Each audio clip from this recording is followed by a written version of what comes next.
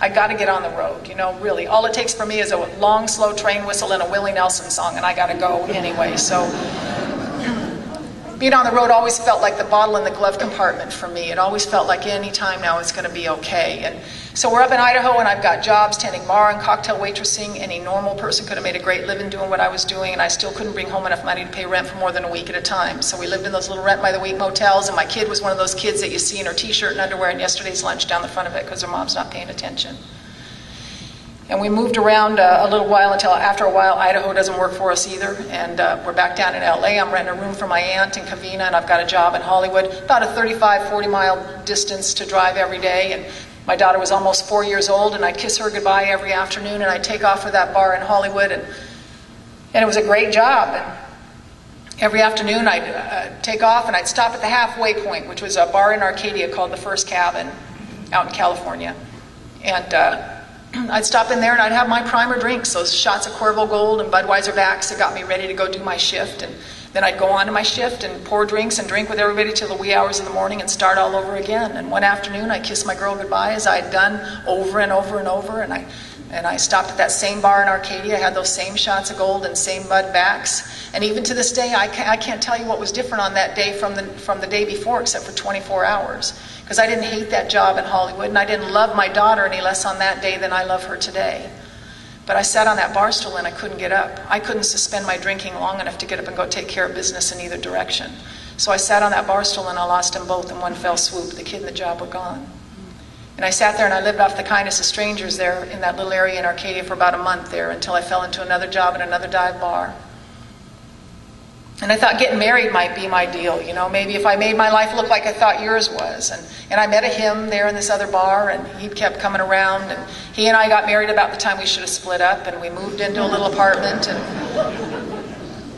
I thought maybe if I got off the street, maybe if I stopped doing all this, maybe it'd be different. And we all know that's just geography, just changing places.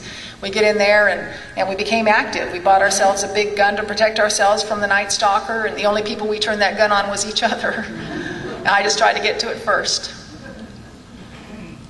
My first exposure to Alcoholics Anonymous was after one of our fights. We were at the bar where we drank, and we were fighting over whether or not I should get off the bar stool, and I lost that fight, and I ended up with some black eyes and broken ribs, and no one feeling sorry for me in that bar, just glad I was leaving.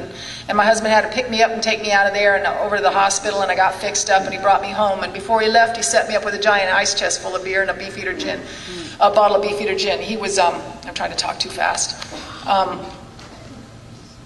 He had to go out of town for work that weekend, and so he set me all up. And I'm drinking this gin because tequila had been making me so mean, and we thought we'd just chill out a little bit. And so I'm drinking this gin, and I'm dialing the phone, and I don't know all of who I called, but I know I felt like a battered woman, so I called a battered woman's shelter, and I asked the woman who answered the phone to fix my life. And she asked me if I'd ever been to an AA meeting, and I don't know how she made that leap, but she did.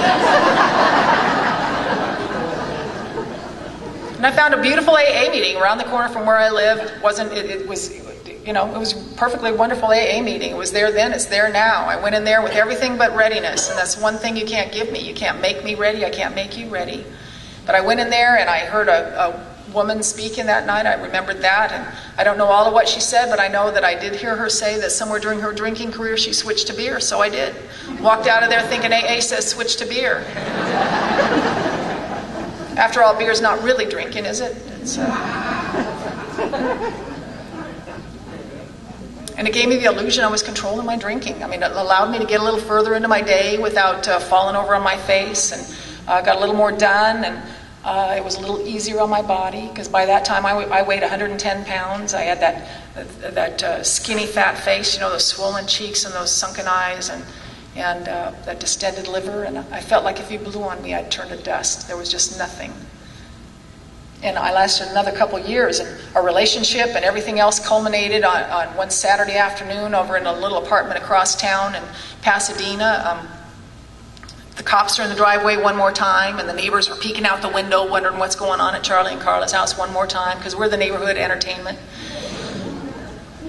And my daughter, I'd gotten her back after a few years, and now she's almost 10 years old, and she's standing over in the corner, and she's got that look of fear in her eyes one more time.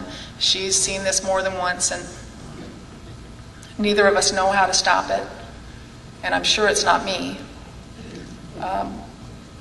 So the cops left, they took the gun, the husband left, everybody's gone, it's me and the kid and the beer, and we're sitting in this little apartment. And by that time, I'm in a much better financial place than I'd been in a very long time. I had a little job answering phones for the city, and I had a little car. I'm hanging out of the job by a thread, but I've got a little car, and we're living indoors, and and I'm dying of alcoholism more than ever. I can't stop drinking. I can't stop drinking. My first sponsor told me if I wanted to effect a conscious contact with a power greater than myself, that I could start by counting the coincidences that happened in my life. And one of the first ones I could count was that I had moved in next door to a woman who had 5 years of sobriety in Alcoholics Anonymous.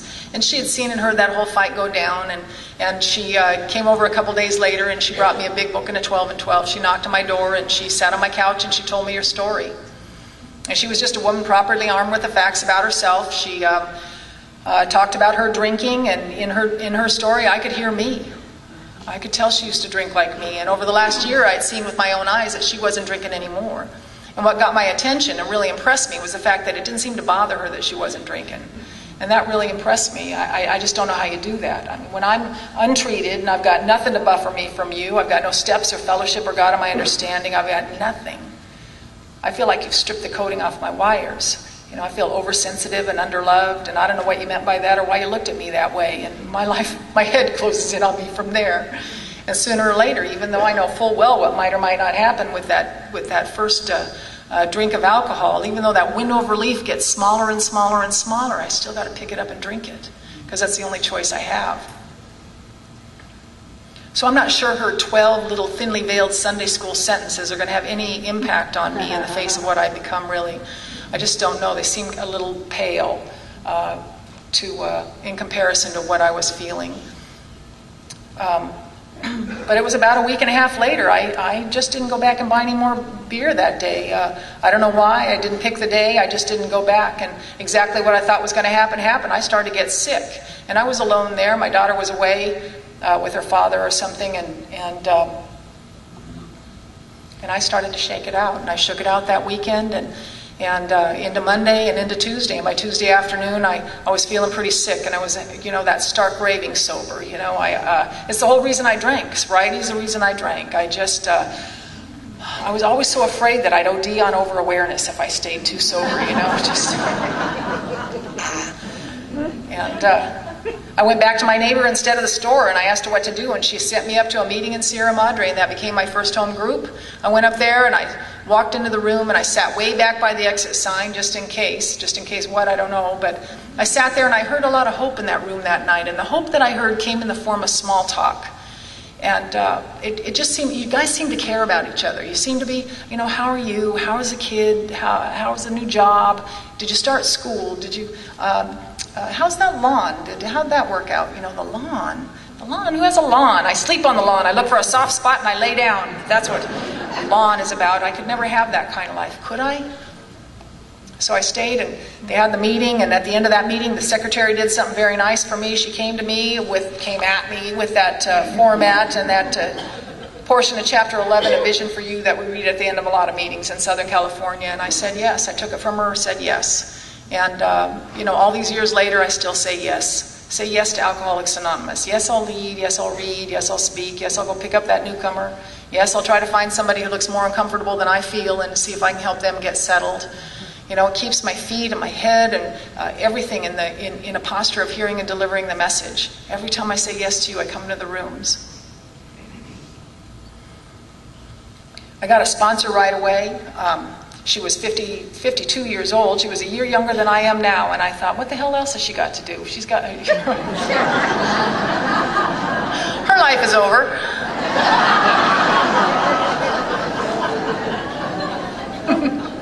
Selfish and self-centered. My first requirement for her sponsorship was the fact that she hadn't had a drink in 12 years. And I don't know how you do that. Her outside story was nothing like mine, except that she was a pig for alcohol. She loved to drink. She drank and drank and drank. She never moved off her couch. She drank. I was a busy one. I drank and drank and drank and moved around a lot. And she took me through the steps of Alcoholics Anonymous. And, she was so kind, and I thought that she was being a little, overdoing it a little bit. I didn't think I needed that kindness. I'm a mother, that kind of pride and stuff. She'd check in on me and stuff, and we'd leave our Thursday night meeting, and we'd get home. It was over at 10. It was one of those 8:30 meetings, so it would be over at 10, and I'd get home about 10:20, and I'd call her. And she didn't say, "God damn it, why are you calling me right now?" She'd say, "Boy, you're going to get this thing, aren't you?" And so when I see that scary, sponsy, that number rolling across my phone these days, and I don't want to answer because I'm afraid. I'm not going to know what to say.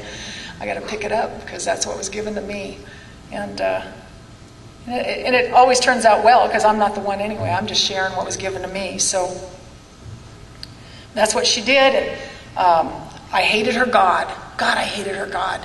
The more I got to know her God, the more I hated it. It was mean and discriminatory, and he was awful. And she didn't care. She told me that I could have whatever God I wanted, and that was for me to seek out. That was my job. The second step says seek. The more we drew near, the more he disclosed himself to us, and it was my job to draw near, however it was. I love it when Howard talks and he says, wherever you see God, go sit in that window again. And because it gives me the freedom to seek. I don't have to have your ideas. I can have my own. And in fact, that's my responsibility, not just my privilege, but it's my responsibility. I started to make amends to my family. I started to go to work every day, and I was paying rent for more than a month in a row. Things were getting better. I was going to 2 and 3 meetings a day, though. I needed to be near you. I needed to hear it. I needed to hear it because it felt like it started leaking out as soon as I'd leave the rooms, And I started making amends to my family about 8 or 9 months sober, and then a real change started to come about. And my family required a lot of follow-up with my amends. I followed up on breaking their hearts over the years, year after year after year, and so this was going to take some time, and they weren't going to trust me right away. Even I knew that I wasn't sure if this thing was going to work or not. But all these years later, even to this day, there's not one person in my family who will stand in the doorway and say, "No, please don't go to the meeting." None of them do that. They say, "We'll see you when you get back. If you need to have Christmas in July, that's just fine. We'll see you then." Whatever it is. Because they don't understand this, but they don't have to. They're just glad that I have you.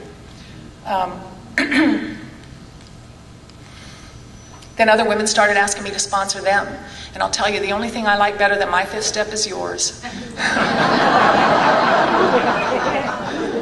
Because in mine, I learned a lot. I swallowed some big chunks of truth about myself, but when I look in your eyes and I see you start to get it, and I see you telling me that you know the nature of what you did, I see forgiveness, and I see redemption, and I see lovability. And I see it in your eyes when I can't always see it in mine. And I can't always feel the growth. I see it in your eyes. I see it in what you do. I see you out there trying to pass on the message that was given to you. After a couple of years, I didn't have any